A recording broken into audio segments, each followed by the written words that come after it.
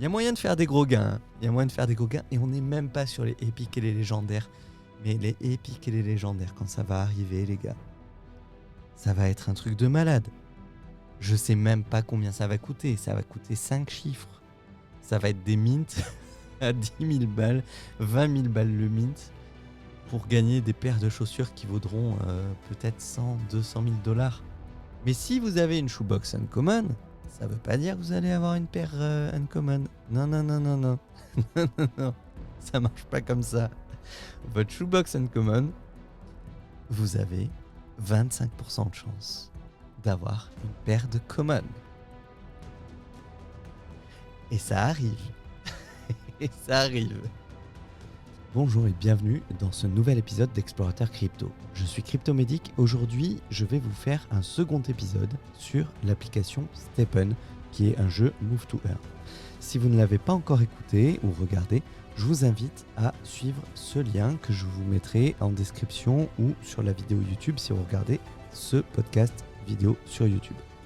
Effectivement, pour la première partie, j'ai enregistré un podcast uniquement vocal avec Club STEPN France qui était venu nous expliquer le fonctionnement du jeu STEPN.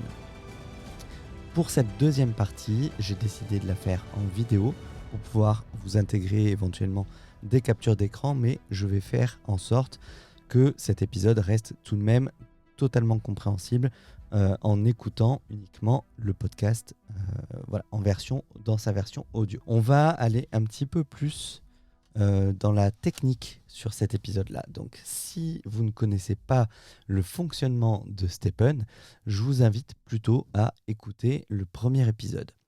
Dans cet épisode-là, j'avais expliqué vraiment les bases de STEPN. Qu'est-ce que c'est, comment jouer, quels sont les mécanismes du jeu. Vous saurez absolument tout parce qu'on a vraiment passé 1 heure à décortiquer le jeu. Et donc, je ne vais pas revenir sur toutes les questions pour les débutants, on va dire, dans cette vidéo-là. Cette vidéo sera plus adaptée à des gens qui ont déjà commencé à investir ou éventuellement qui connaissent déjà le jeu et qui veulent acheter leurs premières chaussures, quelle stratégie mettre en place pour commencer à gagner. Donc voilà, mais je ne vais pas revenir sur les mécanismes de base. Là-dessus, je vous invite vraiment à lire le white paper dans un premier temps. Et Club STEPN France, alors je dis Club STEPN France parce que sur Twitter, c'est le pseudo qu'il a pris. Il a fait une traduction française du white paper, donc vous n'avez absolument plus d'excuses pour ne pas aller le lire. Je vois beaucoup trop de questions, que ce soit dans mes DM ou sur les Discord, de questions de débutants qui peuvent être répondues en 1 demi-heure de lecture. Mais vraiment, vous passez 1 demi-heure à lire ce white paper et 80% des questions que vous allez vous poser quand vous commencez, vous allez y trouver les réponses. Il y a des tableaux très détaillés, même sur les statistiques, sur les probabilités de pouvoir obtenir telle ou telle chaussure. Voilà. Allez voir ce white paper, allez écouter le premier épisode. Et maintenant, on va se plonger véritablement dans le cœur du jeu de STEPN. Je vais juste revenir très vite fait en 2 minutes sur les bases, mais on va vraiment attaquer la stratégie. Donc STEPN est un move to earn, un jeu auquel vous jouez pour pouvoir gagner de l'argent, mais ce n'est pas qu'un jeu, c'est move to earn, c'est-à-dire que vous allez bouger pour gagner de l'argent, de la crypto-monnaie. Cette crypto-monnaie, c'est quoi? C'est le token GST, le Green Satoshi Token. Green Satoshi Token qui actuellement connaît une belle valorisation. Il est à plus de 4 $, mais ce n'est pas son cours habituel puisque cette semaine, il y a un événement particulier. STEPN a lancé un événement de double mint. C'est-à-dire qu'ils ont doublé la chance d'obtenir un double mint, une double paire de chaussures. Quand on mint les chaussures, encore une fois, j'ai expliqué le système de mint dans le podcast précédent. Et donc, étant donné qu'il y a pendant 1 semaine la possibilité d'obtenir un double mint beaucoup plus facilement, j'en ai obtenu un et je connais beaucoup d'autres personnes qui en ont obtenu, eh bien, il y a beaucoup de gens qui ont acheté ce token GST pour pouvoir faire du mint parce que on n'en avait pas forcément en stock suffisamment. Et donc, pour optimiser cette semaine-là, on achète du GST pour pouvoir faire les mints tant que c'est beaucoup plus rentable. Statistiquement, hein, vous pouvez faire 10 mints et n'obtenir aucun double mint de la semaine. Il n'y a aucune garantie. Mais de façon, en termes de probabilité, vous avez plus de probabilité d'obtenir un double mint. Je m'éparpille un petit peu. Donc, voilà, c'est un Move to Earn dans lequel vous allez gagner du token GST. Il existe également un token GMT qui est le token de gouvernance qui est listé sur Binance et qui connaît également aujourd'hui, et même depuis son lancement, en fait, ces 4 dernières semaines, qui a fait déjà un x200 depuis son listing, donc c'est déjà énorme. Attention, un token qui monte de façon aussi rapide peut chuter très très vite également. Mais il y a un fort engouement pour l'application Stepn et il y a énormément d'annonces qui vont arriver dans les prochains jours, prochaines semaines, avec notamment beaucoup de partenariats. Il y a énormément de rumeurs, que ce soit avec Adidas, Nike, ASICS et même d'autres marques de tennis, plus orientées tennis, que je ne connais pas vraiment. Mais voilà, il y a beaucoup de rumeurs. Donc forcément, la valorisation de l'application monte en flèche. Donc à voir, mais il y a pas mal de choses dans les bacs. En termes de gains, donc vous allez en fait courir avec cette application et vous allez pouvoir gagner de la crypto. Ça, c'est la base de Stepn. Pour ça, je vous avais dit, vous avez la possibilité de choisir entre 4 paires de chaussures. Vous avez les walkers, vous avez donc les walkers permettent de marcher entre 1 et 6 km/h. Ensuite, vous avez les joggers qui permettent de marcher rapidement et courir. C'est entre 4 et 10 km/h. Les runners entre 8 et 20 km/h. Et les trainers qui n'ont pas ces limites-là puisque c'est entre 1 et 20 km/h. Donc, la première chose à faire quand vous allez acheter une paire de chaussures, c'est de savoir à quelle vitesse vous allez vouloir courir ou marcher. Pour les personnes qui sont habituées à courir, vous allez peut-être vous orienter vers une runner. Mais attention, il faut arriver à tenir le rythme des 8 à 20 km/h et ce, tous les jours. Or, courir tous les jours, ce n'est pas forcément recommandé pour votre santé. Je rappelle, cryptomédic, je suis également infirmier, du moins j'étais infirmier. Donc là, c'est mon côté soignant qui va un petit peu vous faire un disclaimer au niveau de la santé. Courir tous les jours, c'est mauvais. De courir vraiment, même les gars qui font du triathlon ne vont pas aller courir tous les jours. C'est recommandé d'avoir 1 ou 2 jours de repos dans la semaine. Donc, soyez prudents.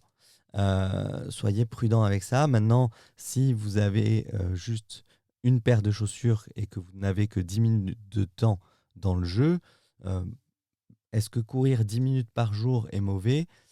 Je ne saurais pas dire. Je ne suis pas coureur, je ne saurais pas dire. Mais je ne pense pas que 10 minutes puisse être très délétère si vous courez à un rythme assez doux. Néanmoins, prudence. Prudence quand même. De même, si vous commencez à avoir des douleurs, des crampes, de la fatigue dans les jambes, vous allez peut-être vouloir continuer de courir tous les jours pour gagner vos tokens, vos GST, pour pouvoir vous faire des gains en dollars. Et ça peut présenter un risque. Il peut y avoir des fractures de fatigue. Il peut y avoir énormément de problèmes de santé qui peuvent découler de ça. Donc moi, je ne recommande pas forcément, si vous comptez utiliser l'application tous les jours, de n'avoir qu'une paire de runners. Si vous ne voulez acheter qu'une paire, investir une seule paire, je recommanderais plutôt soit la trainer, Idéalement, si vous courez, la traîneur, c'est bien parce que vous pouvez prendre 1 ou 2 jours de repos dans la semaine et continuer de marcher. Il n'y aura pas cette limite de temps. Euh, Après, vous pouvez soit prendre une runner avec une jogger à côté ou une walker. L'avantage de la jogger, c'est qu'elle a un range qui est entre 6 et, je dis combien entre 4 et 10 km/h, pardon. Donc, déjà entre 4 et 6 km/h, vous allez pouvoir marcher à une vitesse de marche active, à un bon rythme. Et vous allez pouvoir courir aussi, mais dans une limite maximum de 10 km/h. Donc je sais que les gens qui sont habitués à faire de la course vraiment toutes les semaines ou 3 à 4 fois par semaine, 10 km/h, vous êtes déjà à la limite pour vous par rapport à vos capacités. Moi, 10 km/h, j'ai déjà du mal à courir à 10 km/h, donc une jogger me convient parfaitement. Euh, mais c'est vrai que si vous êtes un habitué à faire des marathons, vous allez courir plutôt à une vitesse croisière de 12 km/h. Donc, à ce moment-là, il vous faudra soit une runner, soit une trainer pour vos courses. Mais pensez bien à vous poser la question, voilà, comment je veux utiliser l'application Stepen.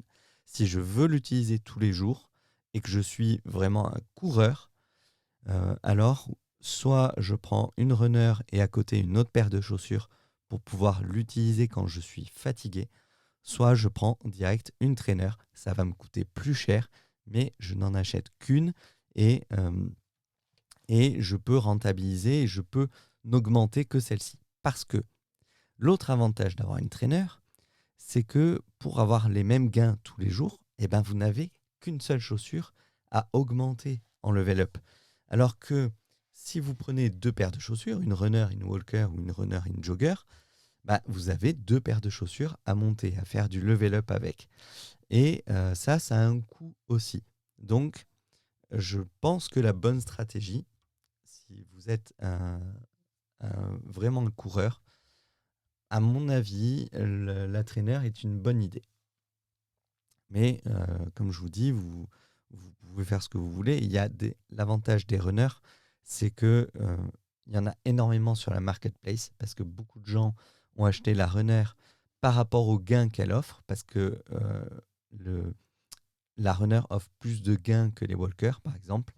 Mais les gens se rendent compte qu'ils n'arrivent pas à tenir le rythme tous les jours. Donc, le gros avantage, c'est que vous pouvez obtenir des runners avec de très bonnes statistiques pour moins cher qu'une jogger. Les joggers, aujourd'hui, parmi les 3 runner, walker, jogger, sont les plus chers, sont les plus valorisés, parce qu'elles ont ce range entre les deux. Elles permettent de courir et de marcher. Donc forcément, les gens, en fait, se sont un petit peu délestés de leur runner pour acheter une jogger. Et les traîneurs restent plus rares parce qu'elles sont plus difficiles à minter et donc elles sont plus chères. Ça, c'est pour le choix de la paire de chaussures. Je ne peux pas vous dire, vous, personnellement, qu'est-ce qui vous convient, mais voilà, vous apprenez à vous connaître. Et au pire, si votre achat ne vous convient pas, vous pouvez très bien revendre votre paire de chaussures sur la marketplace et acheter autre chose. Vous risquez d'y perdre un petit peu en valeur, mais après, rien ne vous empêche, si vous avez acheté une paire à niveau 0, de la monter jusqu'au niveau 9 et de la revendre un petit peu plus cher que ce que vous l'avez acheté. Et avec ça, de vous acheter une bonne paire de joggers ou une trainer. C'est possible aussi. Mais voilà, réfléchissez bien idéalement avant de courir. Vous pouvez aussi aller sur le Discord de Stepen pour échanger avec les autres joueurs par rapport à leurs expériences, à ce qu'ils pensent, par rapport à ce que vous, votre rythme de course, qu'est-ce que eux vous conseillent plutôt de faire ou de ne pas faire. Voilà pour le choix des chaussures. Alors, qu'est-ce que moi j'ai choisi? Quelle a été ma stratégie? Parce que c'est une question qui revient souvent, je vais être totalement transparent avec vous là-dessus. J'ai commencé avec, je ne sais même plus, c'était il y a 1 mois, je ne sais plus quelle était la première paire que j'ai achetée, mais je crois que j'avais acheté rapidement une trainer en fait. J'avais acheté une trainer common et ensuite j'ai acheté deux autres paires de chaussures pour avoir mes 3 paires de chaussures. Pour commencer rapidement, j'avais pris, il me semble, des joggers. Très vite, j'ai eu envie de m'acheter une paire de Uncommon. Donc, j'ai décidé d'investir un petit peu plus dans le jeu parce que les Uncommon sont quand même 3 fois plus chers. Et j'ai acheté ma première paire de Uncommon, mais j'avais regardé un petit peu au floor price. Euh, le floor price, c'est le prix plancher, donc les moins chers des Uncommon. Et j'avais pris une runner. Grosse erreur de ma part. J'avais pris une runner parce que il y a un mois de ça, il y avait un bug qui faisait que tu pouvais même marcher rapidement avec une runner. La vitesse était mal calculée par l'application, elle était doublée et du coup, on pouvait acheter des runners au début, même pour marcher. Sauf que quand je l'ai acheté, 2 jours après, le bug a été réparé. Et du coup, je me suis retrouvé avec une runner sur les bras que je ne pouvais vraiment pas utiliser de façon optimale parce que je ne cours pas. Je suis plus un marcheur. Je n'ai jamais couru de ma vie. Donc, clairement, je me suis dit, c'est pas possible pour moi de tenir le rythme. J'ai essayé de courir avec la runner. Je cours à une vitesse entre 6 et 10 km/h. Je suis incapable de courir à 12 km/h. Donc, je me suis dit, il faudrait peut-être que je pense à la revendre. Mais j'ai quand même tenté de minter ma runner avec ma trainer common. Donc ma Unco runner avec ma trainer common. Et là, il m'est arrivé un truc incroyable. J'ai minté une trainer uncommon avec 16,6 points d'efficience. L'efficience, je le rappelle, c'est la caractéristique principale qui permet de gagner du GST. Et donc, j'ai gagné cette trainer uncommon qui était valorisée à 150 Solana au moment où je l'ai gagnée, c'est-à-dire 15 000 $. J'étais véritablement comme un fou. Je me rappelle, j'étais sur mon canapé le soir, j'avais ma chérie à côté. Ma chérie, c'est mon porte-bonheur. Voilà, c'est vraiment mon porte-bonheur. Les 3 fois où j'ai voulu minter à côté d'elle, et je fais mes gros mints maintenant avec elle à côté, parce que les 3 fois où j'étais avec elle, j'ai gagné ma co-trainer. J'ai gagné une rare jogger. Truc de fou, ça m'est arrivé il y a 4 jours maintenant. Et, euh, et hier soir, oui, c'était hier soir, j'ai tenté un double mint sur les ventes. Double mint. Et entre 2 trainers common. Et j'ai eu 2 shoebox common. Une des 2 était avec une runner pourrie. Je sais pas pourquoi mes trainers, j'arrête pas de minter des runners. Sur 7 mints, j'ai minté 4 fois des runners. C'est une catastrophe. Et par contre, j'ai réussi à avoir une jogger uncommon. Et donc là, j'étais super content. Pardon, j'ai dit que j'ai minté entre 2 trainers common, mais non, c'est faux. J'avais pris une jogger common avec 0 mint et une trainer common qui avait déjà 3 mints dans les pattes. Voilà. Alors, j'enchaîne les termes jogger, walker, trainer, rare, unco, common. Si vous êtes largué, ça veut dire que vous ne connaissez pas encore suffisamment le jeu pour regarder cette émission.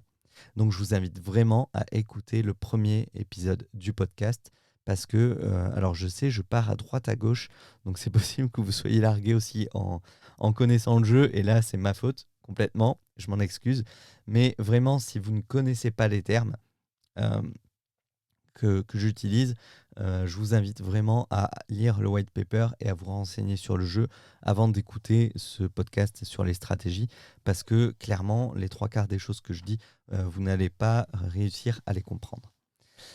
Donc, j'en reviens sur la stratégie que j'ai adoptée. Donc, j'avais minté ma trainer Unco, qui était donc ma 4e chaussure, je crois, ou la 3e. Je crois que c'était la 4e. Et de là, j'ai minté mes 2 Unco, ma trainer et ma runner, et j'ai gagné une 3e uncommon qui était une walker. Donc je me suis retrouvé avec 3 uncommon, génial. J'en ai revendu 2. J'ai gardé ma trainer Unco qui est toujours ma chaussure principale parce qu'elle a de très bonnes statistiques, elle me rapporte énormément de GST, donc je la conserve. J'ai revendu mes 2 autres uncommon et avec ça, je me suis acheté plusieurs paires de common. J'avais acheté, il me semble, 2 paires de trainers et 3 paires ou 4 paires d'autres diverses, des runners, des joggers, des communes pas trop chères, mais avec des statistiques pas trop pourries, parce que je m'étais dit, je veux pouvoir les minter, mais pouvoir les revendre aussi assez facilement derrière. C'est la stratégie que j'ai adoptée pour aller jusqu'à 9 paires de chaussures. J'en viens à ce système d'énergie. Pourquoi je suis allé à 9 paires de chaussures? Quand vous commencez le jeu, vous avez avec une chaussure 2 énergies qui vous donnent 10 minutes de course. Si vous voulez avoir 20 minutes de course, il vous faut 3 paires de chaussures. Et ensuite, le palier suivant, pour 45 minutes de course, c'est 9 paires de chaussures. Donc, 9 paires de chaussures vous donnent 9 énergies. Donc, idéalement, c'est bien de commencer avec 3 paires de chaussures. Alors attention, quand je dis idéalement, je ne tiens pas compte de vos sources de revenus, je ne tiens pas compte de vos moyens. Donc, si vous n'avez pas les moyens d'avoir 3 paires, ce n'est pas la stratégie adoptée à votre portefeuille. Là, je parle d'une stratégie sans tenir compte de vos revenus. D'accord? Il faut vraiment adapter. N'investissez dans Stephen que ce que vous êtes prêt à perdre. Si ce que vous êtes prêt à perdre, c'est 1 000 $, eh ben, il vous faut une paire à 1 000 $ et pas plus. Et peut-être que la paire sera moins performante et vous aurez des gains moins performants. Vous aurez moins de gains, pardon. Ce sera moins optimisé, mais ce sera la stratégie qui sera adaptée à votre portefeuille. Donc voilà. Moi, je vous explique des stratégies, ce qui est le plus rentable dans le jeu, mais voilà, ça ne tient pas compte de votre situation personnelle. Donc, 3 paires de chaussures, c'est bien parce que vous passez de 10 minutes de course par jour à 20 minutes. 20 minutes, c'est pas mal. Franchement, moi, je trouvais ça hyper confortable. 20 minutes de jogging tous les jours, ça se tient. Ça se tient vraiment bien, même si même si vous n'êtes pas sportif comme moi. Je ne suis absolument pas sportif. 20 minutes de course, je tiens le rythme. 9 paires de chaussures, ça vous donne 9 énergies. 45 minutes de course, je rappelle 5 minutes par énergie. 45 minutes de course, moi je ne les tiens pas. J'arrive pas à courir pendant 45 minutes. Donc à partir de là, le mieux c'est d'avoir une traîneur.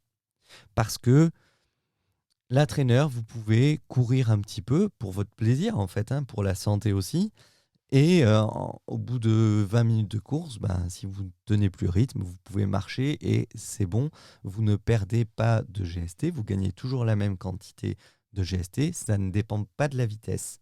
La fluctuation reste très minime. Le nombre de GST que vous gagnez dépend de l'efficience de la chaussure. Et il faut juste être dans le range de votre chaussure, le range de la vitesse. Mais vous n'avez pas forcément besoin de courir plus vite pour gagner plus de GST. Cela étant dit, donc, la traîneur vous permet ça, quand vous avez beaucoup de temps, à partir de 45 minutes, 1 heure de temps de course par jour, la traîneur offre un confort véritable. Moi, je ne pourrais pas faire ça avec une runner. Une jogger le permet, comme je vous disais, elle permet de courir un petit peu à un rythme jusqu'à 10 km/h, pas plus vite. Donc, c'est une jogger, c'est pour faire du jogging. Vous pouvez ensuite marcher entre 4 et 6 km/h. Ça se fait bien. 4 km/h, c'est une marche soutenue, mais c'est un rythme, voilà, c'est pas la balade du dimanche, mais c'est un bon rythme, c'est une bonne marche. Franchement, ça se fait assez tranquillement. La walker, donc, entre 1 et 6 km/h, c'est de la marche, vraiment. Vous pouvez faire de la marche rapide aussi. Je trouve qu'elle est adaptée aussi si vous faites des treks en montagne. Quand vous êtes en montagne, vous n'allez pas très vite. Donc ça, c'est un gros avantage de la walker, c'est que vous pouvez récupérer quand même vos gains tout en faisant le sport que vous aimez. Donc voilà, les 9 énergies, c'est le top. Clairement, 9 énergies, 45 minutes, vous commencez vraiment à enchaîner les gains de GST. Et pour peu que vous ayez quelques uncommon dans votre inventaire, vous pouvez, chaque uncommon, en fait, vous rajoute un point d'énergie supplémentaire. Et les rares, c'est 2 points. Et l'avantage d'avoir, du coup, 2 uncommon, par exemple, dans un inventaire de 9 chaussures, c'est que vous avez 11 énergies. Et à partir de 11 énergies, vous pouvez, si vous avez suffisamment de chance sur votre chaussure principale, je crois que c'est à partir de 28 points de luck, vous pouvez gagner des MB, des Mystery Box de niveau 2. J'en reparle un peu plus tard dans l'émission. Je sais, je suis un peu décousu, mais je vous offre comme ça les infos telles qu'elles me viennent à l'esprit. J'ai pas de plan là sous les yeux, donc c'est peut-être un tort, mais voilà, je vous fais ça en mode discussion. Je vous explique un petit peu euh, mon mode de fonctionnement dans le jeu, mes stratégies. Donc les 9, moi du coup je suis monté jusqu'à 9, j'ai rapidement eu 11 énergies puisque entre-temps j'avais gagné une autre uncommon, je sais plus comment, mais voilà, je sais plus si j'avais minté 2 fois, mais si c'est ça. En fait, je vous disais, j'avais racheté des uncommon des commons avec mes uncommon, mais j'avais quand même entre-temps reminté ma trainer unco avec une autre uncommon. Et donc j'ai eu une uncommon, j'ai eu de la chance de pas tomber sur sur les mauvaises statistiques sur une common. Et à partir de là, en fait, j'ai fait un turnover entre 2 unco que je revendais, que je remintais. Donc à partir de là, j'avais mes 11 énergies et j'en suis resté plus ou moins dans ces eaux-là dernièrement, à essayer de revendre mes uncommon jogger que je mintais. Mais entre-temps, le floor price des unco jogger a bien baissé puisque j'en avais revendu une 70 Solana alors que 2 jours plus tard, à 50 Solana, une avec de meilleurs attributs ne partait pas. Donc j'en suis resté à peu près dans ces eaux-là aujourd'hui.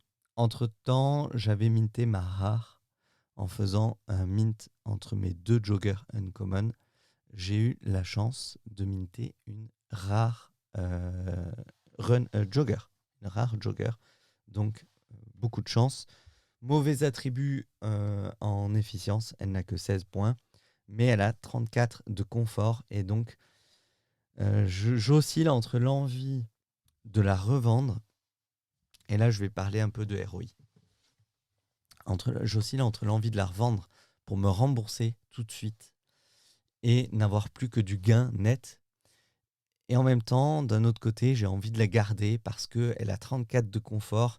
Et si je la garde et si je la monte en confort, bah plus tard dans le jeu, quand Stephen va intégrer les GMT, je vais avoir une paire de chaussures au top, au taquet, pour gagner du GMT, le token de gouvernance. Et euh, ça peut être une bonne stratégie aussi. Mais c'est beaucoup plus risqué parce que si dans un mois, le jeu s'effondre et la valeur des chaussures perd beaucoup, je peux très bien avoir beaucoup plus de mal à la revendre. Voilà. Et hier, donc, j'ai fait un double mint lors de l'event double mint qui m'a rapporté une 4e paire de uncommon. Donc j'ai actuellement 4 paires de uncommon, dont 3 joggers, mais 2 d'entre elles sont invendables au-dessus du floor price, clairement, parce que maintenant elles ont 3 mints chacune, il me semble. Et j'ai une rare. Voilà. J'ai la chance d'avoir une rare qui vraiment me met un petit peu à l'abri de mon ROI. Quand vous investissez, je vous ai dit, il faut investir de l'argent que vous êtes prêt à perdre. Aujourd'hui, il faut compter plus ou moins entre 1 et 2 mois pour faire votre rendement si vous retirez vos GST du jeu. C'est-à-dire que tout ce que vous gagnez quotidiennement, vous le retirez, vous le changez en USDC et voilà, vous récupérez votre mise de départ. La bonne stratégie, la plus sûre, c'est ça. C'est d'abord de faire votre ROI, vous remboursez et ensuite, vous jouez. Mais c'est très difficile. C'est très difficile parce que Stephen a fait très, très, très fort. Le créateur de Stephen, en fait, apparemment, travaillait avant dans le jeu vidéo. Et il a intégré à Stephen tous les mécanismes les plus addictifs du jeu vidéo. Stephen, c'est comme un jeu de rôle. Vous avez vos sneakers qui sont comme vos personnages dans un jeu de rôle, dans un RPG, et vous pouvez les level up, et vous distribuez vos points à chaque level up entre les 4 attributs. Et vous pouvez aussi y rajouter des gems, y accoler des gems pour augmenter vos statistiques. Et vous pouvez gagner, vous pouvez loot des mystery box quand vous courez. Et vous devez payer du GST si vous voulez ouvrir vos mystery box en avance. Parce que vous pouvez ne stocker que 4 mystery box. Donc, arrivé à un certain niveau, chaque course, en fait, vous allez gagner vos mystery box. Le problème, c'est que vous n'avez que 4 sockets de mystery box dans votre inventaire. Et donc, chaque mystery box met 6 jours à s'ouvrir.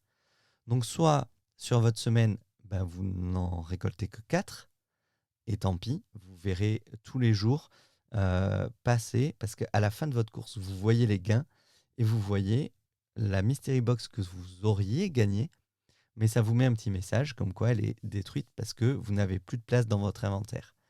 Et ça, c'est hyper frustrant. Parce que quand vous voyez que vous gagnez une mystery box de niveau 2 et peut-être même plus tard de niveau 3, et que dedans, potentiellement, vous avez plusieurs Solana de gains, vous vous dites, je me suis assis dessus.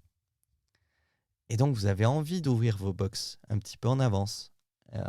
Et donc, en fait, chaque mystery box, vous avez 6 jours d'attente. Et moins il y a d'attente, moins ça coûte cher de l'ouvrir. Mais au bout du compte, au 4e jour, vous devez quand même payer entre 10 et 20 Solana, GST, pardon.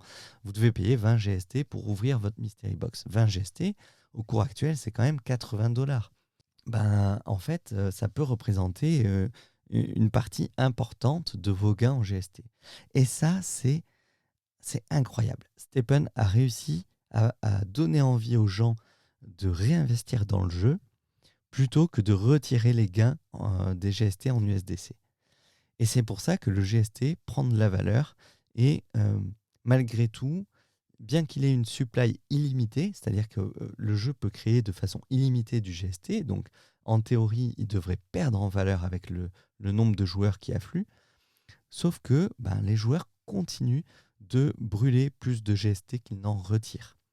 Et du coup, la supply n'augmente pas tant que ça, elle est limitée, et la valeur du GST augmente pour le moment dans le temps. Pour le moment, il n'y a rien de garanti, ça peut ne pas continuer comme ça, mais pour l'instant, ça se passe comme ça chez Stephen. Voilà. C'est pas McDonald's, c'est Stephen. Les GST, en fait, vous allez les brûler pour pouvoir améliorer vos chaussures, comme les personnages d'un RPG. Du coup, oui, j'étais sur le ROI. Excusez-moi, j'essaie de reprendre le fil. Du coup, le ROI, c'est difficile en fait de le faire dès le début du jeu, parce que vous avez cette tendance à vouloir réinvestir. Mais l'avantage de réinvestir, c'est que vous allez gagner plus de GST. Donc, potentiellement, le ROI, vous pouvez le faire plus vite derrière. Si vous faites comme moi des mints très chanceux, et je le répète, ce que j'ai fait là dans Stephen, c'est de la chance. Mais vraiment, je vais vous dire, j'ai calculé ce matin. Mince, je ne peux pas couper la vidéo pour regarder, mais chaque mint que j'ai fait, j'avais pour les uncommon, le double et la rare, et la trainer unco, j'avais entre 3 et 1% de chance de les réussir. La uncommon, j'avais 1,42% de chance de réussir ça. Les unco, c'est 3% de chance. Ma unco trainer, c'était 3% de chance. Ma unco que j'ai fait sur le double mint à partir de 2 common, j'avais 3% de chance.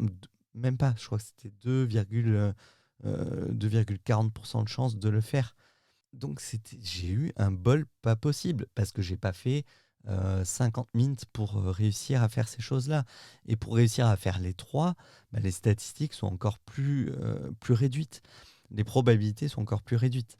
Donc, ne vous dites pas, ben, Cryptomédic, il a réussi à avoir une rare et en faisant un mint de 2 unco, au bout du 5e mint, il a eu sa rare, c'est bon, je peux y aller, je peux continuer de payer, je vais avoir une rare. Non, la rare, j'avais 1,42% de chance d'y arriver, mais ça veut dire aussi que, en théorie, tous les 100 mints, j'aurais pu en avoir une, ou tous les 80 mints, mais en pratique, vous pouvez très bien faire 500 mints et ne pas en avoir une seule. Et les 501e, 502, 503, vous avez 3 rares d'enchaîner. C'est ça les probabilités aussi, hein. Il n'y a pas de règle. Vous pouvez enchaîner. De même que quelqu'un peut très bien gagner 3 rares d'un coup dès ses 3 premiers mints, avoir un bol pas possible, et les 1000 mints suivants, n'en gagner aucune. Donc voilà, c'est de la probabilité. Vous apprenez ça, je ne sais plus si c'est au collège ou au lycée, mais il n'y a rien de garanti. Il y a un facteur chance qui est énorme. Et quand je parle de facteur chance à ce propos, la luck que vous avez sur les chaussures n'influe pas sur la chance lors de vos mints. Le luck, de ce qu'on en sait, ça n'influe que par rapport à la probabilité de loot des mystery box quand vous courez. Et peut-être au contenu des mystery box, ça je ne sais pas, mais on n'a pas du tout de données comme quoi le luck influe sur les mints que vous allez avoir. Donc voilà, on reste sur le tableau des probabilités qui sont dans le white paper du projet. Vous avez un tableau avec toutes les probabilités de mint que vous pouvez faire entre les paires communes, uncommon, rares, et les paires entre elles, jogger, walker, trainer et runner. Donc voilà pour le ROI. Je ne peux pas vous dire quelle est la meilleure solution. Est-ce que vous devez faire votre ROI dès que vous avez une seule paire ou 3 paires, et puis après vous faites des mints et vous vous amusez? Est-ce que vous investissez direct dans 9 paires et vous les poussez au level max et ensuite seulement vous faites votre ROI? C'est possible. Si vous avez 30 000 balles de budget, parce que vous êtes une baleine, que vous avez des centaines d'éthers, que vous avez donc la possibilité de mettre 30 000 balles dans le jeu, que vous voulez vous permettre de perdre, et que vous voulez juste level up le plus vite possible pour, après, en vous disant, quand il y aura les GMT dans le jeu, je veux être parmi les premiers vraiment prêts à faire ces gros gains. Vous faites un pari sur la réussite de l'application, un pari très risqué, mais c'est possible. Et effectivement, high risk, high reward, c'est très risqué, mais la récompense au bout peut être très grande. Oui, c'est vrai. Mais là, je ne peux pas vous dire c'est la meilleure stratégie à adopter. C'est une bonne stratégie qui peut être très payante, véritablement. Mais si vous êtes vraiment limité dans votre budget, ou si l'argent que vous avez investi dans Stepn, vous n'avez pas été raisonnable et vous ne pouvez pas vous permettre trop de le perdre, alors faites votre ROI le plus vite possible et advienne que pourra. Voilà. Vous devez quand même être conscient des risques, hein. Il y a un fort risque de perdre. Le jeu peut subitement perdre en valeur. Il peut y avoir un hack. Il peut y avoir juste un projet demain qui rapporte 10 fois plus de rendement au tout début du projet, et que tous les joueurs de Stepn basculent sur l'autre projet, auquel cas tout le monde va vouloir vendre ses chaussures d'un coup et le floor price va chuter très fortement et la valeur du token aussi. Donc voilà, faut connaître ces risques-là, mais pour le ROI, c'est tout ce que j'en avais à dire. Au niveau des mécanismes un peu plus avancés dans le jeu. Tout d'abord, on va parler de l'attribution des points. Pour attribuer vos points, donc il y a 4 attributs. Efficience, chance, confort et résilience. L'efficience, je le rappelle, va déterminer vos gains de GST. La chance va déterminer la Mystery Box que vous allez pouvoir gagner. Le confort influera sur les gains en GMT à partir du niveau 30, donc c'est plus tard dans le jeu. A priori, on aura la possibilité de redistribuer les points des attributs une fois au niveau 30, mais attention, il y a quand même un des internal helpers sur le projet, sur le Discord du projet, qui m'a dit ce ne sera pas forcément une réattribution totale des points. Donc attention à ne pas seulement monter l'efficience sur une chaussure qui est très bonne en confort et vous dire quand tu auras le confort, le GMT dans le jeu, je redistribuerai tous les points sur le confort. Apparemment, ça ne serait pas comme ça. Et c'est pour ça que moi, je monte en niveau ma rare, mais je n'attribue pas du tout les points pour le moment sur l'efficience. Je n'attribue pas aucun point. J'attends de voir parce que je me dis, si je mets tout dans l'efficience, je vais perdre cette possibilité que j'en fasse une excellente chaussure en confort. Donc, il faut vraiment aussi réfléchir à cette stratégie-là. Donc la chance, c'est les Mystery Box. Oui, le confort, je vous ai dit, c'est pour le GMT. Et la résilience, c'est par rapport à l'usure de la chaussure. À chaque course que vous faites, votre chaussure va s'user et vous devrez payer un certain nombre de GST après chaque course pour réparer votre chaussure. Attention à ne pas descendre en dessous de 50 points sur 100 de durabilité parce que sinon, vous allez perdre en gain de GST. Je crois que vous tombez à 90% de gain en dessous de 50% de durabilité et en dessous de 20%, vous ne gagnez plus que 10% des GST. De toute façon, le prix des réparations augmente quand vous faites un level up de votre chaussure et en plus de ça, ça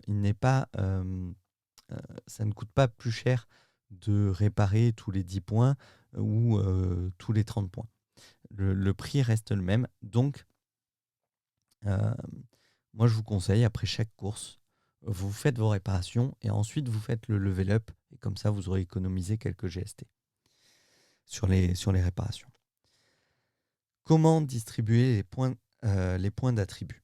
Donc, à chaque level up, vous gagnez 4 points d'attribut à distribuer. Et c'est 6 points sur une uncommon et c'est 8 points sur une paire rare. Et ensuite, il y aura les paires épiques et légendaires qui ne sont pas encore dans le jeu, donc je n'en parle pas. Pareil pour les mints, on ne peut pas les minter aujourd'hui, je laisse ça de côté pour le moment. On fera une 3e émission, s'il faut, plus tard, sur les épiques et légendaires. Ça va coûter cher, je pense. Les épiques et légendaires, ça va être hors de prix. J'ai regardé, pour vous donner un ordre d'idée, j'ai regardé le prix pour minter ma rare avec ma trainer uncommon. Ma trainer unco est déjà à 2 mints, donc le prix est un petit peu plus élevé, mais ça me coûterait 2100 GST plus 500 GMT, donc c'est un mint à 8500 $, probablement un petit peu inférieur avec une uncommon à 0, mais voilà, ça vous donne un ordre d'idée des prix pour minter des rares, en sachant que les statistiques, si je minte une unco avec une rare, il y a quand même 12,5% de risque d'avoir une common qui vaut 10 fois moins cher. Donc, je ne vais pas forcément m'amuser à le faire. Parce que là, ça peut faire très très mal au portefeuille. Il faut vraiment avoir les reins solides derrière pour tenter ce mint-là. Je le tenterai peut-être plus tard quand j'aurai remboursé mon ROI et accumuler du GST en marchand, parce que c'est de l'argent gratuit, là oui, mais je n'investirai pas de mon argent dans un mint pareil. Si votre but donc c'est de gagner, de rembourser votre ROI, la première chose à faire, c'est d'avoir le plus d'efficience possible. Donc vous allez attribuer un max de points dans efficience. Il existe un tableau pour attribuer vos points de façon optimale entre efficience et résilience pour ne pas payer trop de réparations. Globalement, on est sur 1 point de résilience pour un niveau. Donc voilà, quand votre chaussure monte à niveau 15, plus ou moins 15 points de résilience, ça correspond à un niveau à peu près optimum. Mais je vous laisse chercher sur le Discord le tableau. Je vous le mettrai en lien aussi dans la description, hein. Donc le tableau pour l'optimisation entre efficience et résilience. Mais globalement, c'est pas la peine d'aller au-delà de 30 points de résilience. Moi, actuellement, j'ai 30 de résilience et ça convient très bien. Je paye à peu près 15% de frais de réparation. C'est pas donné, mais par rapport au gain que je fais, ben, voilà, c'est le plus optimum, le plus optimal. Ensuite, vous avez la possibilité d'ajouter des points dans la chance, mais ça, c'est si vous êtes vraiment, si vous avez suffisamment de paires. Pour gagner une Mystery Box, il faut au minimum 5 énergies pour une Mystery Box de niveau 1 et au minimum 11 énergies pour une Mystery Box de niveau 2. Les Mystery Box de niveau 1 contiennent la plupart du temps un seul gemme qui vaut l'équivalent de 7, 6, 7 GST, pas plus. C'est pour ça que je vous dis, payer 20 GST pour ouvrir une Mystery Box quand elle en contient un gemme qui en vaut 6, ça n'en vaut pas la peine du tout. Des fois, on a un double gemme à l'intérieur, mais c'est assez rare. Et les Mystery Box de niveau 2, apparemment, c'est plutôt des doubles gemmes de niveau 1 qu'on a dedans, très rarement des gemmes de niveau 2. Donc, la chance, oui, vous pouvez la monter. Moi, je vous conseille le site stepen.guide où il y a une simulation à l'intérieur. Vous rentrez toutes les données de votre paire de chaussures et ça va vous simuler à combien, selon les points que vous avez attribués, qu'est-ce que vous risquez de gagner en GST et en Mystery Box. Alors, il n'y a rien de garantie, hein. Il peut y avoir des variances, mais voilà, globalement, si vous n'avez pas les moyens d'aller à 5 énergies, augmentez juste l'efficience pour gagner du GST. Comment avoir 5 énergies si vous n'avez que 4 énergies? Il y a une petite astuce, c'est ce qu'on appelle le 125%. En fait, vous sortez courir juste avant de récupérer la recharge en énergie quotidienne. En fait, quotidiennement, votre énergie va se recharger 4 fois par jour. Et 4 fois par jour, vous allez gagner 25% de votre énergie. Donc par exemple, en ce moment, avec le changement d'heure, on est sur un refill à 3h du matin, 9h, 15h et 21h. Typiquement, aujourd'hui, j'ai 15 énergies. Je veux tenter d'en avoir 18 pour peut-être gagner une Mystery Box de niveau 3. Et encore, on m'a dit ce matin que quelqu'un qui avait beaucoup de chance et 18 énergies n'avait pas encore gagné de niveau 3. Donc, il faut que je revérifie à partir de quel niveau. Bref. Je vais sortir, j'ai le refill à 15h. Je vais sortir un petit peu avant 15h pour que à 15h, j'ai dépensé au moins 25% de mon énergie. Comme ça, je vais récupérer 25% à 15h et ça va m'augmenter mon total d'énergie dépensée sur la même course. Au lieu de dépenser 15 énergies, je vais pouvoir dépenser 18 énergies lors d'une même course. Ce qui va augmenter mes chances d'avoir une Mystery Box. Et donc ça, c'est possible. Alors, ce n'est pas un gain pur, c'est-à-dire que je prends juste un crédit sur ces 25%-là sur le lendemain. C'est-à-dire que demain, si je veux aller courir à la même heure, ben, je n'aurai pas ce quart d'énergie là de 15 heures. Donc, j'aurai juste les 3/4 de mon énergie sur ma course de demain. Mais ça peut valoir le coup de faire ça une fois de temps en temps si vous voulez essayer de gagner une Mystery Box. Auquel cas, regardez sur stepen.guide avec 5 énergies, par exemple, combien il vous faut de luck pour pouvoir gagner une Mystery Box. Voilà, vous faites varier les curseurs et vous verrez la Mystery Box apparaître à un moment donné quand vous aurez changé les curseurs et vous pouvez vous fier à ça pour distribuer vos points. Et ensuite, donc, efficience, efficience, efficience. Du coup, quand vous choisissez votre première paire de chaussures, efficience, résilience, c'est la priorité absolue. N'achetez pas une paire de chaussures qui a 2 ou 3 points d'efficience, même si tout le reste est à 7, 8.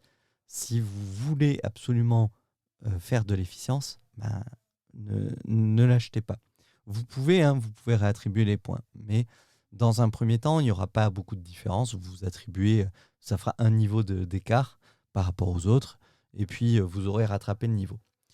Le problème, c'est plus tard dans le jeu, quand vous êtes niveau 19 et au-delà, dans les niveaux 20, et que vous avez plein de paires de chaussures, et quand vous commencez à engranger pas mal de gains, vous allez peut-être vouloir accrocher une mystery box à votre basket. Les mystery box, quand vous voulez les accrocher sur la basket, vous allez gagner des points. Mystery box de niveau 1, vous gagnez 2 points de plus par attribut. Mystery box de niveau 2, vous gagnez 8 points plus 40% sur... c'est 40% des points de base. Mystery box niveau 3, c'est plus 20 points, plus 160%. Et la gemme de niveau 4, je dis Mystery Box, je voulais dire gemme, excusez-moi. Gemme de niveau 4, vous êtes sur, je me rappelle plus, je l'ai vu passer une fois en fait dans le marketplace. Je crois que c'est plus 400% de la base, ou 450%, et plus 160 points, il me semble. C'est énormissime, elle vaut très très cher. Mais voilà, ça vaut le prix d'une paire de chaussures rares, en fait, ces gemmes-là. Et même 2 fois le prix d'une paire de chaussures rares si vous voulez un gemme de niveau 4 en efficience. Mais ça porte la chaussure à des niveaux absolument phénoménaux. Par contre, comme vous voyez, le pourcentage, c'est le pourcentage de la base. Donc, il faut vraiment que vous ayez une bonne base pour pouvoir amortir le prix de la gemme plus tard dans le jeu. D'autant plus que les gemmes sont extrêmement chères parce que, on va le voir, mais minter des gemmes, c'est très compliqué. Minter des gemmes niveau 2 à partir de 3 gemmes de niveau 1, c'est compliqué. Les sockets de Mystery Box, donc vous avez 4 sockets éparpillés autour de la chaussure. Chaque socket correspond à un des attributs: efficience, résilience, chance, confort, luck donc pour la chance. Et vous pouvez le voir, chaque socket a la couleur et la petite lettre, la première lettre, l'initiale de l'attribut auquel elle se réfère. Donc si vous avez 4 sockets résilience, vous ne pouvez pas mettre un autre gemme que les gemmes résilience. Donc votre chaussure ne pourra pas être optimisée au-delà des points que vous allez attribuer en level up. D'où l'intérêt, quand vous choisissez votre paire de chaussures, si votre paire, vous ne la mintez pas mais que vous la choisissez sur un marketplace, il est important également de regarder les sockets qu'elle détient. Parce qu'une chaussure qui détient par exemple 1 ou 2 sockets d'efficience, on va vraiment pouvoir augmenter l'efficience et elle va être beaucoup plus rentable. Pour peu que votre paire de chaussures commune elle ait 9 points d'efficience et 2 sockets d'efficience, là, elle est mieux valorisée parce qu'on pourra la pousser vraiment beaucoup plus loin. C'est pas mal d'avoir, il y en a qui disent que c'est pas mal d'avoir un attribut, un socket de chaque pour pouvoir mettre des gemmes de chaque attribut. Oui, c'est vrai. Moi, j'aime bien privilégier quand même efficience et chance au niveau des sockets parce que voilà, peut-être plus tard confort également, quand on va gagner les GMT. S'il y a une paire comme ma rare que vous voulez absolument monter en confort plus tard, c'est bien d'avoir des sockets confort. Donc voilà, il faut que vos sockets correspondent à ce que vous voulez faire de votre chaussure. Il faut savoir que les sockets également ont une importance lors des mints. Alors, j'ai pas les probabilités, mais vous pouvez les retrouver dans les guides. Il y a une probabilité, sur le white paper c'est indiqué, que votre mint, que votre chaussure enfant reprenne les mêmes sockets que les chaussures parents. Donc forcément, si vous avez 2 chaussures vintage, les parents on appelle ça des vintage, si vous avez 2 chaussures vintage qui possèdent 2 sockets énergie, bah, vous avez, je sais plus, c'est plus de 80% de chances que votre enfant ait 2 sockets énergie également. Donc ça peut être bien si vous avez plusieurs paires, si vous avez 10 paires de sneakers dans votre inventaire. Par exemple, vous avez 5-6 joggers. Ça peut valoir le coup, au moment du mint, de réfléchir à avec quelles sont les 2 chaussures que je vais associer ensemble et ne pas faire juste un mint au hasard entre 2 joggers. Voilà, ça peut être intéressant d'avoir cette stratégie-là, de me dire, ben, je veux une chaussure enfant qui est telle et telle socket, donc je vais prendre ces chaussures-là pour faire le mint. Et puis même peut-être pour la revendre un peu plus cher, pour être sûr qu'elle ait de bons sockets. Parce qu'il n'y a rien de plus frustrant que de minter une chaussure avec des super attributs en efficience, genre 9,8 points sur 10 en efficience, et qu'il n'y ait pas un seul socket d'efficience. Et que les sockets que vous possédiez soient sur des attributs à 1 ou 2 points sur 10. Ben, ça veut dire que le socket, il ne va pas servir à grand-chose en fait. Donc voilà, ça c'était pour la partie des sockets. On a parlé des sockets, on a parlé des distributions d'attributs, on a parlé des mystery box qui contiennent donc les gemmes qui se mettent sur les sockets. On a parlé du ROI. Je pense qu'on commence vraiment à faire le tour un petit peu des possibilités qu'il y a dans le jeu. Je réfléchis ensuite au niveau du level. Il faut savoir que le level up, les niveaux 5, 10, il me semble 15 et 20, vous permet d'ouvrir les gemmes, les sockets de gemmes qui sont dispatchés autour de votre chaussure. Je suis plus très sûr pour le niveau 15, mais je sais que le niveau 5, 10 et 20 coûte beaucoup plus cher. Il me semble que le niveau 15 débloque un socket, mais sans coûter plus cher, à vérifier. C'est-à-dire que le niveau 5, au lieu de coûter 5 GST, va en coûter 10. Le niveau 10, au lieu de coûter 10 GST, en coûte 30. Et le niveau 20, au lieu de coûter 20 GST, coûte 80 GST. Donc c'est pour ça que sur un marketplace, vous voyez beaucoup de chaussures niveau 9 et niveau 19. Parce que les gens ne veulent pas forcément payer le surcoût de GST et préfèrent vendre la paire à ce niveau-là. En sachant qu'effectivement, le niveau 20 coûte très cher. 80 GST, il faut réellement pouvoir les amortir. Donc, genre là, ma Trainer & Co, je la pousse à les niveaux 26 et je la pousse en level up jusqu'à 28 et peut-être que j'irai plus tard jusqu'au niveau 30. Mais voilà, ça a un coût qui est un peu plus long à amortir. On en revient à ce que je disais au début, même dans le level up, vous dépensez vos GST pour pouvoir gagner plus. Parce que la seule façon de gagner plus de GST, c'est de monter en niveau votre chaussure pour gagner plus d'efficience et gagner plus de GST.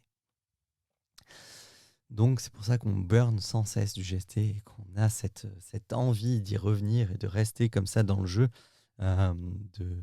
d'investir, de réinvestir dans le jeu. On va parler du mint, une partie intéressante. Il faut que vous regardiez absolument les probabilités sur le white paper. Je vais vous dire vite fait. 2 paires common, vous avez 100% de chance d'avoir une shoebox common. Donc vous dites, du coup, j'ai 2 paires grises, j'aurai une chaussure grise. Pas forcément.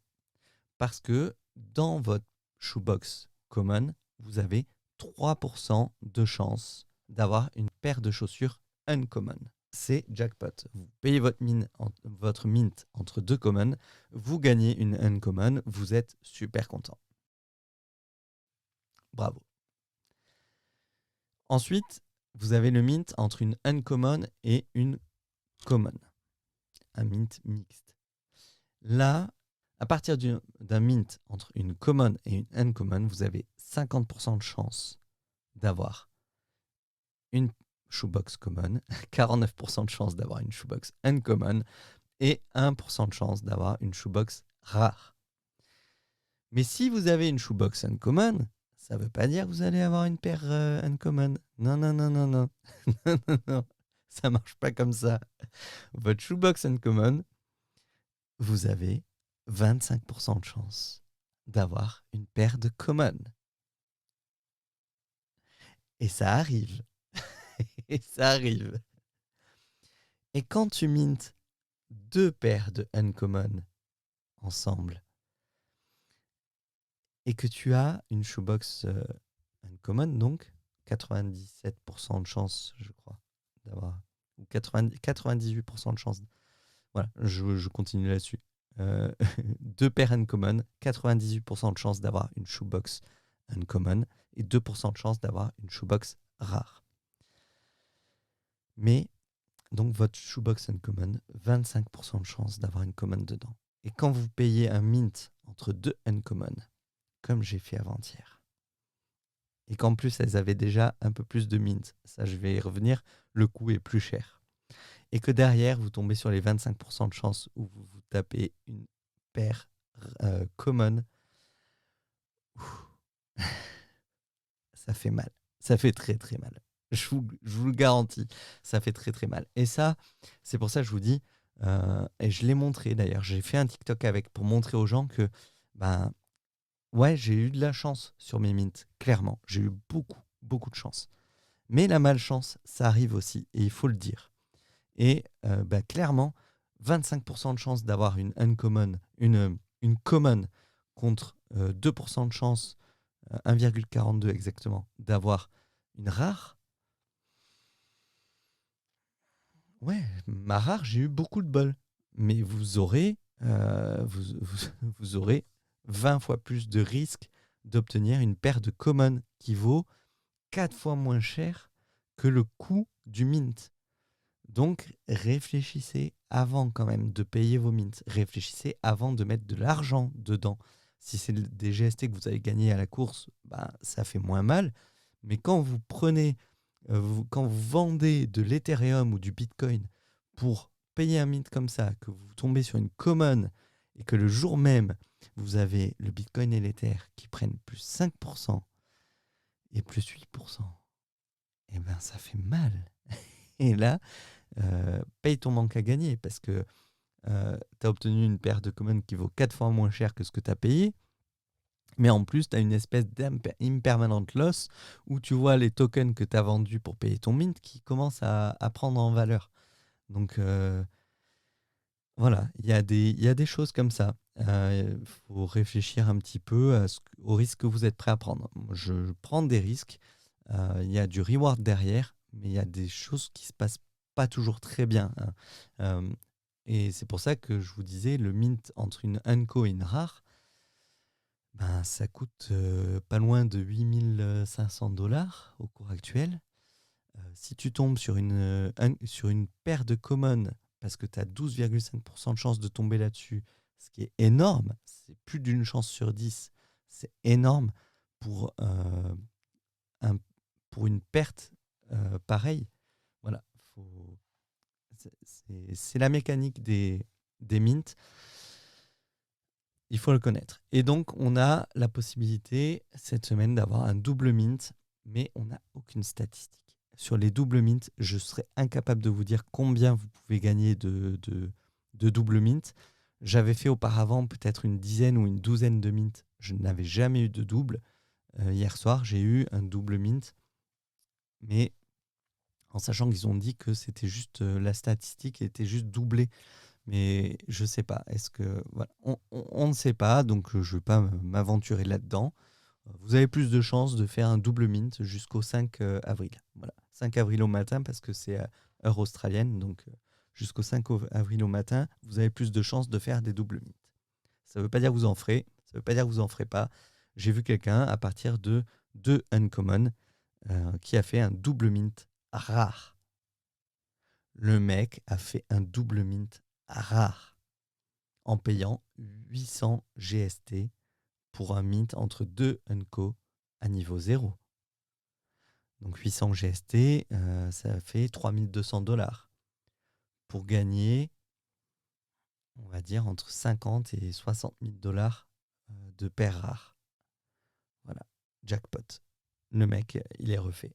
Pour peu qu'il vende une paire, qu'il achète du GMT, qu'il ait acheté du GMT hier, qui a encore poussé, il y a moyen de faire des gros gains. Il y a moyen de faire des gros gains et on n'est même pas sur les épiques et les légendaires. Mais les épiques et les légendaires, quand ça va arriver, les gars, ça va être un truc de malade. Je sais même pas combien ça va coûter. Ça va coûter 5 chiffres. Ça va être des mints à 10 000 balles, 20 000 balles le mint pour gagner des paires de chaussures qui vaudront peut-être 100, 200 000 dollars. Faut savoir que c'est possible hein, parce que sur le jeu Avegochi, il y a des Avegochi qui valent entre 500 000 et 1 million de dollars. Voilà, donc faut pas dire c'est impossible, c'est de l'arnaque, c'est un Ponzi. Non, non, non, non. Tiens, je vais y revenir ça. Tiens, j'y reviens là-dessus. Est-ce que STEPN, c'est un Ponzi? Alors, c'est quoi la définition d'un Ponzi? J'ai pas la définition sous les yeux. Mais un Ponzi, globalement, c'est un système pyramidal où le bas de la pyramide paye le haut de la pyramide. Et donc, il y en a qui disent, ben ouais, mais l'argent que tu gagnes dans STEPN, c'est les nouveaux arrivants qui donnent de l'argent. Alors ouais, les nouveaux arrivants, ils achètent leur première paire, ils donnent de l'argent. Effectivement, ils donnent de l'argent. Mais les gars, il n'y a pas que les nouveaux arrivants qui donnent de l'argent. Je vous l'ai expliqué, tout le monde remet de l'argent dans le jeu pour acheter du GST, pour faire des mints, pour créer, pour développer, pour level up ses chaussures. Tout le monde met de l'argent dedans.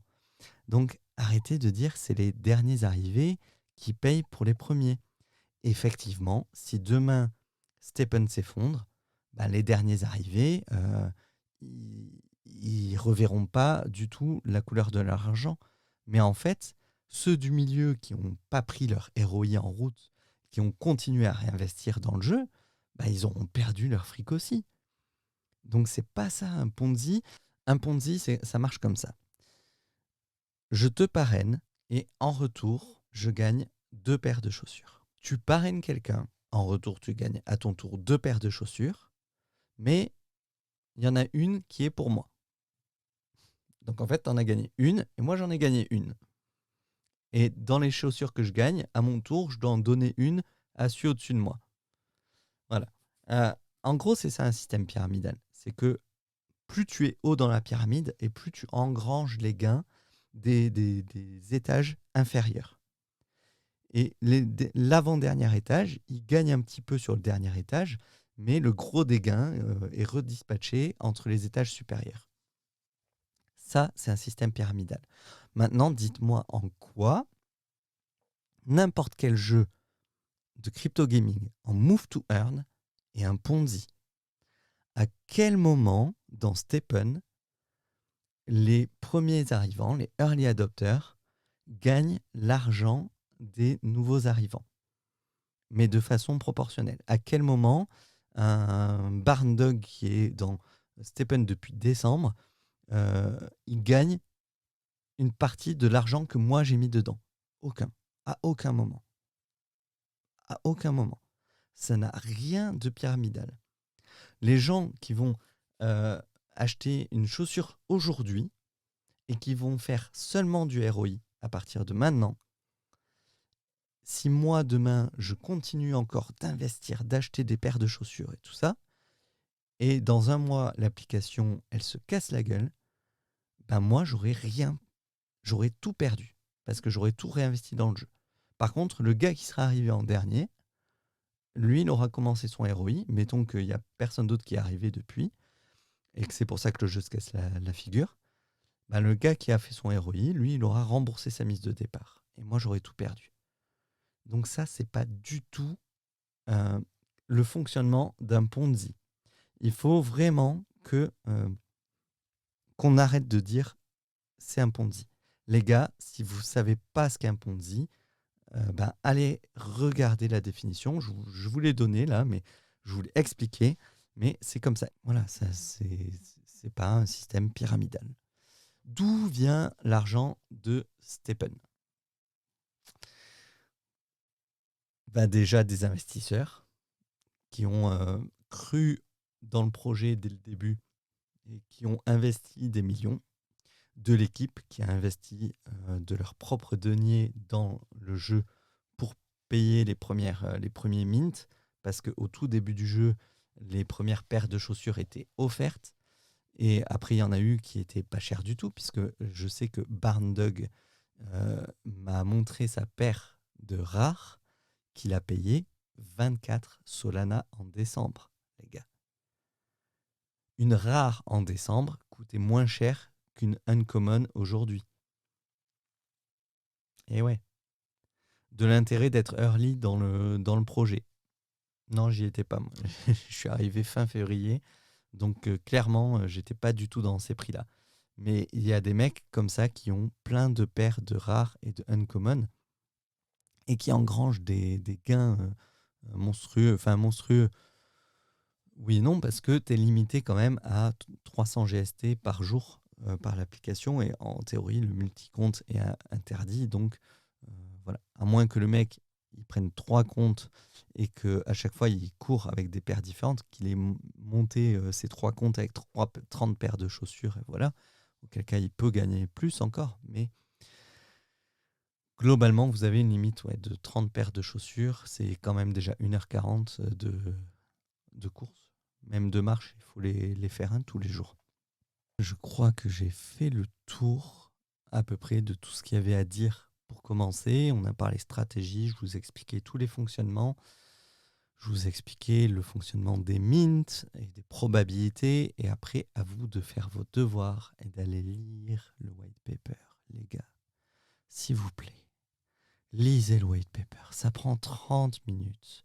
Vous allez investir plus de 1000 balles dans un jeu. Prenez 30 minutes pour savoir dans quoi vous mettez votre argent. Oui, on veut bien répondre aux questions. On est des centaines à répondre aux questions tous les jours sur le Discord.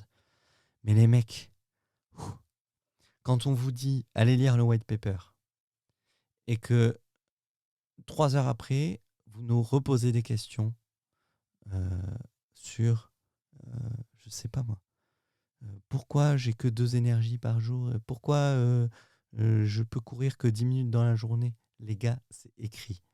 Donc allez lire. Moi, je veux bien rendre service. Je prends de mon temps. Il n'y a aucun problème. Je veux bien vous répondre sur le Discord. Je suis cryptomédic sur le Discord de Stephen. Je réponds avec grand plaisir aux questions pertinentes. Par contre, quand on vous dit d'aller lire un truc et que vous ne le faites pas, bah moi, ça ne me donne pas envie de vous répondre.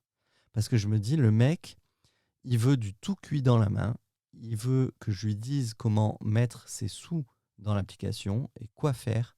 Et sans aller lire, sans prendre le temps de s'investir. 30 minutes. C'est rien. C'est rien 30 minutes, les gars. C'est rien pour aller gagner potentiellement des dizaines de milliers de dollars.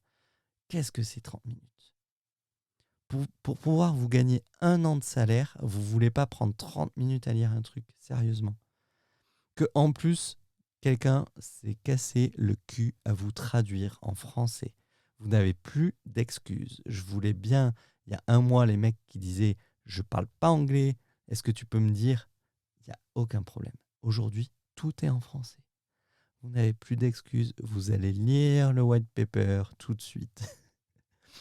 Et ensuite, on en discute sur Discord avec grand plaisir. J'adore échanger sur Stephen.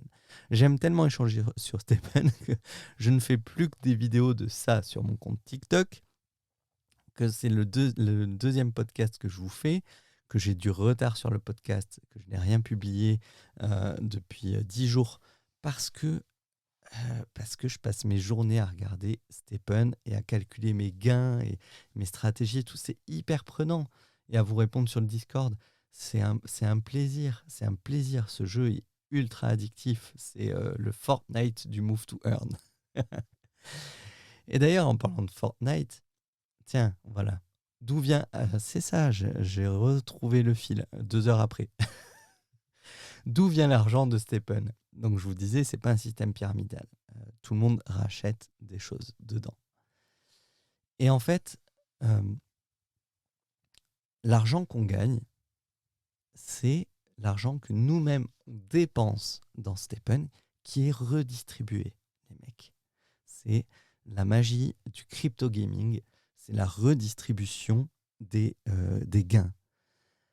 Fortnite, c'est, si je me trompe pas, alors j'ai plus les chiffres, mais je crois qu'en 2020, je crois que c'était en 2020, c'était plus de 3 milliards de dollars de chiffre d'affaires annuel. Les mecs, ils gagnent 3 milliards juste en vendant des skins et des armes virtuelles dans un jeu, des skins qui ne sont même pas des NFT, c'est-à-dire que si demain Fortnite ferme les serveurs, tout l'argent que vous avez dépensé dedans disparaît.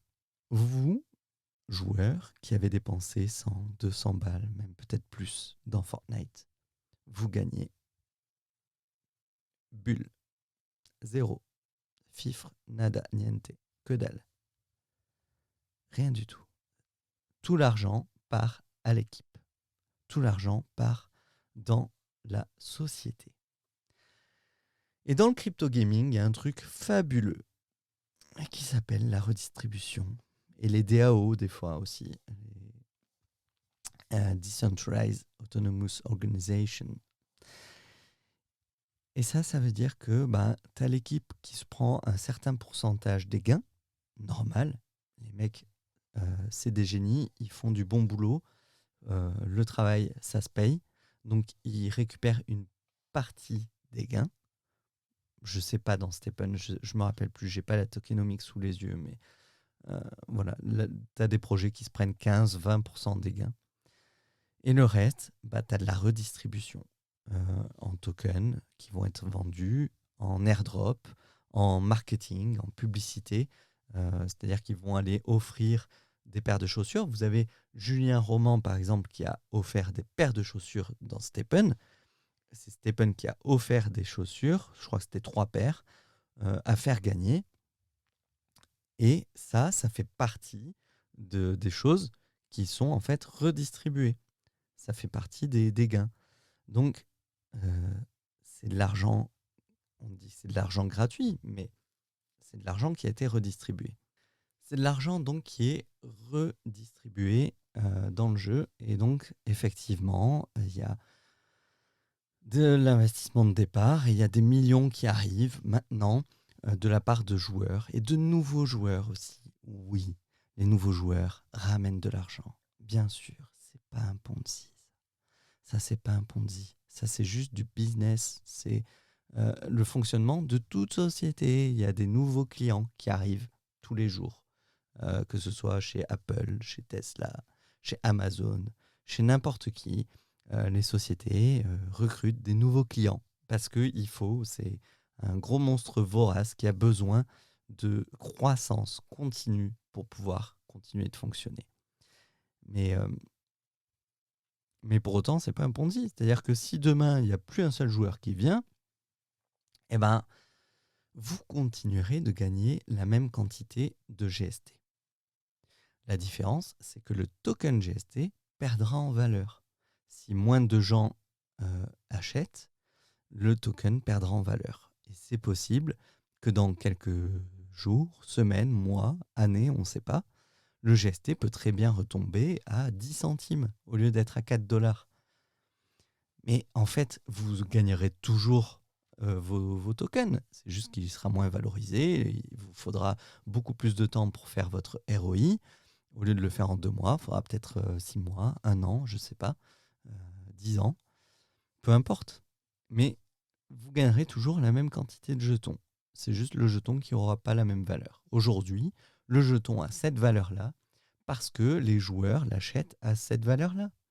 Le jeton GST est passé de 3,2 à 4 dollars, même plus de 4 dollars, en moins de 6 heures, parce qu'il y a eu une grosse annonce et que tout le monde s'est mis à acheter du GST pour payer des mints dans l'application.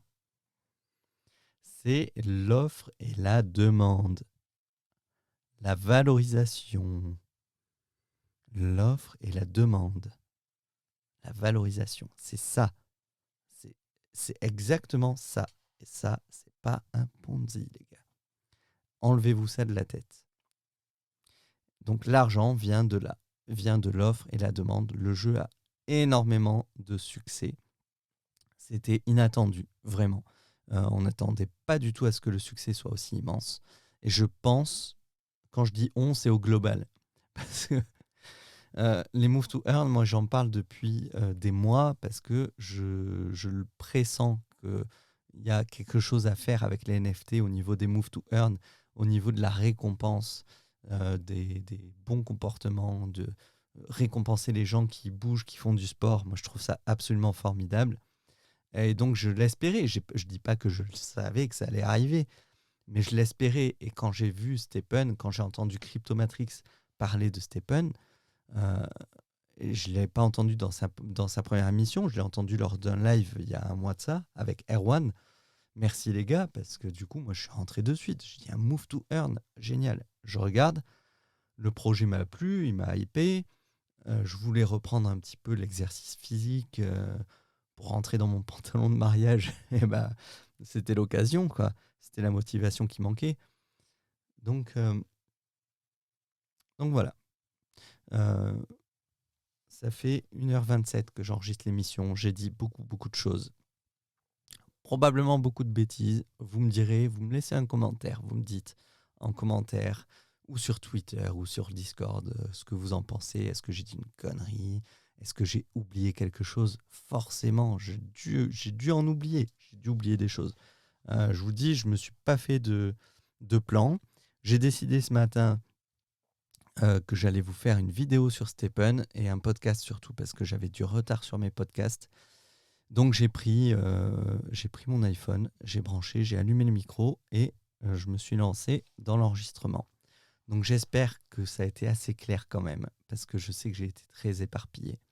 Et ça c'est une mauvaise habitude que j'ai d'être très éparpillé. J'ai toutes mes idées qui affluent et j'essaie de les attraper au fur et à mesure et de garder un fil conducteur tout en revenant sur l'idée qui m'est venue auparavant.